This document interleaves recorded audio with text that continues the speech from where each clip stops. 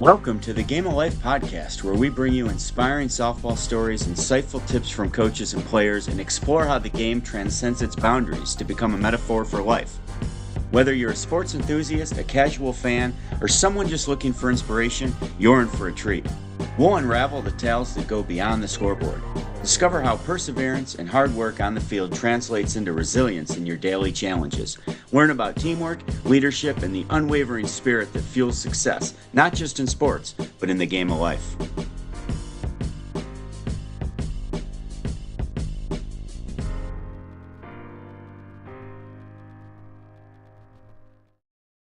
Another week back at it. I'm excited because tonight's episode was the topic's been chosen by you. I don't know it yet. And hopefully you're not trying to do a gotcha moment with me.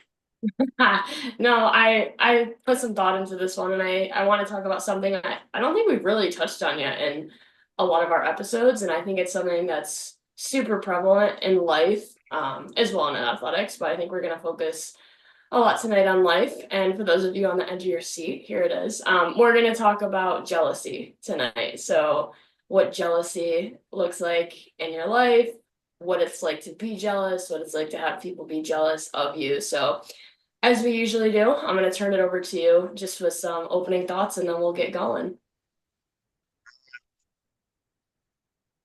This I think about a lot. The reason I think about it a lot, and I'll tell you the phrase I like using in a minute, is because it's easy to fall into this trap, especially when things don't go your way. Uh, but now that I'm 52 years young, I've found out that never in my life has anything good come out of being jealous of somebody else. And that comes to my phrase. I tell myself this all the time because it's easy. It could be something as simple as, oh, I'm a Steelers fan, they lost, and oh, the Bills are still playing. Like that's a form of jealousy too of other people. Uh, I could be at the casino if you're over 21 and be mad you lost $50 and you see an old lady in a wheelchair win 200 and you're like, oh man, she doesn't need it. Like I'm just joking Yeah, around. Like it's yeah, so easy to think people have it better than you just because they have a good moment. And that leads me to my saying comparison is the thief of joy. And that's the root of all jealousy. Uh, I'm older now, so I'm aware of that more. I wasn't always growing up. I was a terrible loser and a terrible teammate when I was a young kid, and that's probably part of the reason I became a golfer.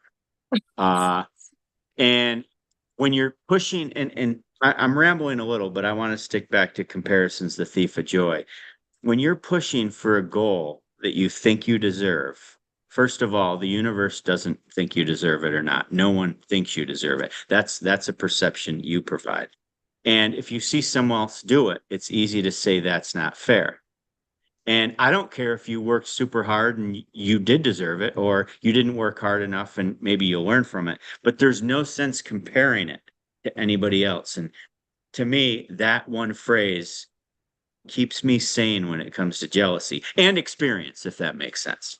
yeah. And I really like that. And you've said that to me before, like comparison is the thief of joy. And I think what that means to me is sometimes I try to think about the fact like there is no cap on the level of joy that you can have in your life. So why should someone else's joy take away from mine? Like I think we're all better off if I'm truly your friend and I support you, your success should give me more joy and we should keep feeding off each other, right? It should be this, endless cap of joy that we're giving each other, but instead it's, oh, well, I need to blow out your candle to make mine burn brighter. And I think that's where we get in trouble sometimes in life and in athletics. Like, me being successful isn't contingent upon you being not successful. And I think it's sometimes hard for people to see that. And one thing that comes to my mind, right, is okay, well, you may be thinking, well, if I win, that means someone else loses.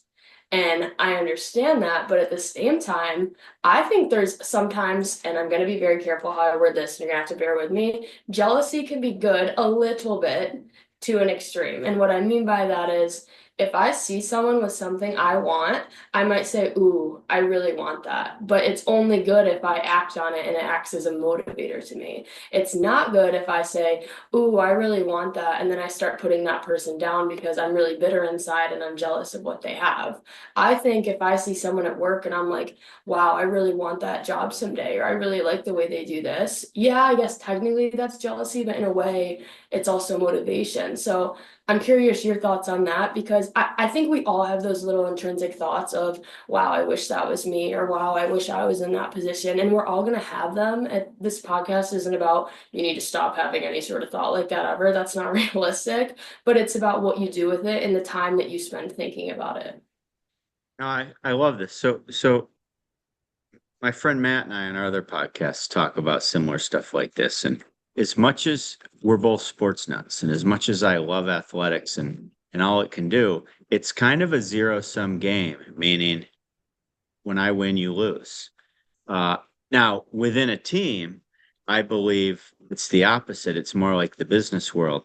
The more you work together, the greater growth you will all have. And to go back to your statement, there's no cap on the level of joy you can feel. Nowhere else besides playing an opponent is that's true, except when you play an opponent. And your teammates, there's no level of joy, no cap on your level of joy. When you're in the business world, there's going to be no cap on the level of joy when your team succeeds. And I use the acronym, if you have a pizza and there's 10 people there, and then all of a sudden five more show up, you don't cut the pieces smaller, you just go order more pizza. And that's what joy should be. Like, there's no size to it, there's no cap to it. And it's going to happen in athletics, but try to find the good in being happy for other people, and that will serve you more for the rest of your life and career than anything else any athletic event ever will. And one thing, you watch, remember the end of the Bills game the other night? Anyone who Who doesn't, go Bills. But yeah. Yeah, who was the first one to hug Josh Allen after the game? Right, right. Lamar Lamar Jackson. Jackson. And Yeah. he looked happy. I'm sure he's crushed. He just worked 8 months to lose his last game of the year. But there's a greater good in it. It still doesn't cost him anything to be happy for someone if they both put it on the line. There's Yeah. never a reason to not be joyful of somebody else. And it honestly makes me laugh when you think about the big picture like that because there's people at home who are pissed for a week after that game. And those two guys who just lived it and work harder than any of us have at it are hugging each other afterward. And like you said, yes, it goes deeper than that, but I think you just gotta really keep perspective too on things like that. Yeah, I hear people say, well, they have a lot of money. It's different. Maybe I don't have their type of money, but that's not what got them there either. And I think one thing that's to me it always seems this way is I think ego and jealousy kind of go hand in hand because back to what I was talking about before, if you see someone and you're jealous of them or envious of something they have in your life, a lot of times we just like to start putting them down and then see how many people we can pull with us to drag them down. Instead, what if I just went up to them and said, "Hey, you know what? Like, I think it's so cool where you're at. How'd you get there? Like, I want to learn from you." But instead, we just say, "Oh, well, if I can't be him, I'm gonna crap on him." And I think, that's super detrimental to society and relationships and things like that. So I'm curious, if you've ever seen anything like that or your thoughts on that. That's a great point you just made, Allie. The joke lately, the phrase I use is crabs in a bucket, right? Some crab tries to escape and the other ones pull him down. And it's human nature in a way, but it doesn't have to be that way. Uh, you used the candle analogy earlier. Uh, Luckily, I haven't been around too many instances where I see it. And especially without naming somebody that I've seen do that, whether it's a ex-player or a college teammate, but I think to your point, I've never seen anyone I've never seen anyone succeed later in life that does that. Yeah. At some point, they have to stop doing it to succeed. It's just people call it karma, maybe. I call it good energy or non-jealous energy. So But I want to acknowledge the fact that that's something really important you said. And then what I was going to piggyback that on is let's role play. You you go play college softball. I mean, that's the basis of this podcast, the game of life. And you're a star in high school, and then you go and you hardly see the field as a freshman. Are you supposed to be jealous or think you should be starting over somebody, which may not be the case? Or how could you attack that to better yourself for the rest of your career? Well, I think that's an interesting point too, because it goes back to knowing with what you want and the journey that you want, right? Because I could be jealous of someone, but at the end of the day, if that was the path that was meant for me, I'd probably be on it. And I believe that. So I think it's just we like to look outside the lens of our vision a lot and say, oh, well, if I was them, I'd be doing this better. Oh my gosh, they're in that situation and they're not happy. What the heck's wrong with them? I'd be ecstatic if I had their life and if I was them. At the end of the day, we don't know anything going on in anybody else's life unless we ask. And I think it's super important when you have thoughts like that to say, whoa, okay, like they have adversity, I have adversity, everything's hard, and what I came to realize and throughout my collegiate career, I ended up being a starter my last 2 years is everything is hard in its own way, right? Not playing is hard, being injured is hard, being a starter is hard, being a coach is hard, being a parent of a player is hard. Everything is hard in its own way. So we have to be not be so quick to be jealous or judge people because they're all going through their own form of adversity. And I know I went a little one off from your question, but that's just what it brought me to think of is okay, I could be jealous of someone else, but at the end of the day, all I can do is work hard in the situation that I've been given and the path that I'm going down. Yeah, a couple things. First off, if you're competing, you should never be jealous of the other person because it's called competition for a reason. And of course, sometimes luck's involved, sometimes preparation's involved. But at the same time, back to what I said earlier, comparison's the thief of joy. The more time you spend comparing yourself to somebody, the less time you spend having gratitude, working hard to get better, understanding, maybe looking back with perspective to realize how far you've come, even though it's not where you want to be. There's nothing wrong with goals and trying to achieve things that may be almost impossible, because if you don't achieve them, you'll still be better off. But nowhere does comparing yourself to somebody else bring you joy, ever, ever. No, no. And I think the other thing that just made me think of when you said the word luck is anybody listening out there, have you ever got this one? Oh my gosh, you're so lucky. And you're thinking in your head, is it luck or did I work the past 8 years to get where I am today? And I think that's something we have to be super careful about saying to each other when you look at a D1 athlete or you look at someone who's high in their career, you look at someone who has, like a good relationship with their family and things like that. And they're like, oh, you're so lucky. And sometimes you don't necessarily know what they mean by that, but I think that is a little bit of a dangerous thing to say to someone who's worked really, really hard at something, because at the end of the day, they may have put a lot into getting to where they're at. What comes with opportunity? I mean, you're a math nerd. I mean, a math Yeah. person. Yeah. A 50-50 chance means it's a 50-50 chance one time. Then the next time you try to do it, it's a 50-50 chance. It doesn't mean you have a better chance the next Or time. mutually exclusive events is what it's called. Yeah. Yeah, okay. Mutually exclusive events. Thank Yeah. you. You're So my welcome. point is, if you're always putting yourself in that 50-50 chance, eventually you will get lucky. Now, someone could just be the first time they're involved in something, they win or they get that spot.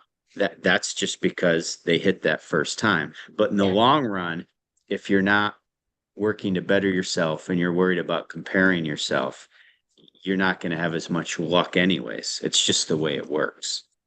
Yeah. Couldn't agree more. I love the little math terminology you threw in there. We should try to do that in every episode from I now did on. that for you. I'll try to chat GPT a random math term Well, and you see if said you can zero answer. sum game earlier, so that's I I want. almost Oh, go ahead.